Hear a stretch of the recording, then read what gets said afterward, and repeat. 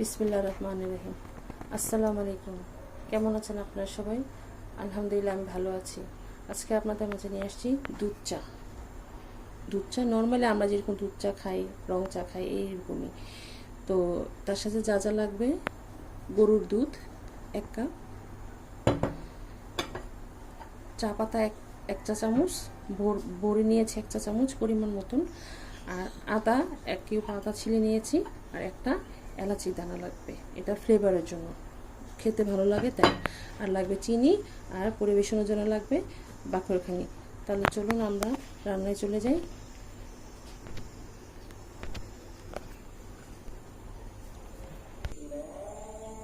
আমরা রান্নায় চলে আসছি।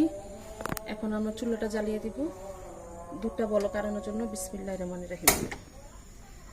দুধটা বলক আনাবো। আমরা এর মধ্যে দিয়ে দিব এখন আদাটা যে ছিলে রেখেছিলাম, সে আদার কিউবটা এবং এলাচি। আপনারা চাইলে এটার মধ্যে আপনারা জাফরান দিয়েও করতে পারেন, যেহেতু গরুর দুধ কোনো প্রবলেম নেই। মিল্কভিটা দিয়ে করতে পারেন, আড়ং দুধ বা যে কোনো দুধ, গুঁড়ো দুধ, আপনারা যেভাবে আপনাদের কাছে মনে হয় যেভাবে খেলে ভালো লাগবে। ঘন দুধটা নিলে কি হয়, খাওয়ার মজাটা অন্যরকম হয়ে যায়, যেহেতু এটা সর পড়ে, এটাই আলাদা একটা অন্যরকম টেস্ট। তো আমি এই জন্য গরু দুধটাই নিয়েছি, যাতে মানে টেস্টটা ভালো লাগে। তো আমি এর মধ্যে চিনি অ্যাড করে দিব। আপনারা চাইলে চিনিটা আগেও দিতে পারেন, পরেও দিতে পারেন। তো আমি এখন চিনি এখানে এই চামচ পরিমাণ 1.5 চা চামচ দিয়ে দিব, কেন চিনিটা একটু কম হলে ভালো হয়। দুধ অনুযায়ী চিনি আর চা পাতা দিতে হয়, যে যেরকম বানায় চা।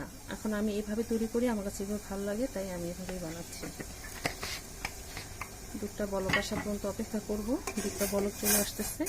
এর মধ্যে আমি এখন দিয়ে দিব চা পাতাটুকু দিয়ে দিলাম।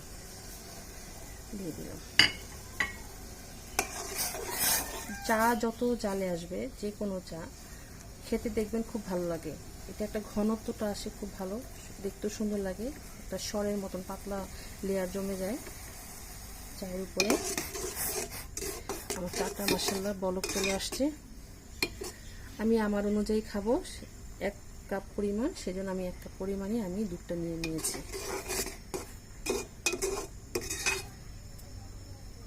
আমি 10 মিনিটের মতন আমি জাল করে নিব।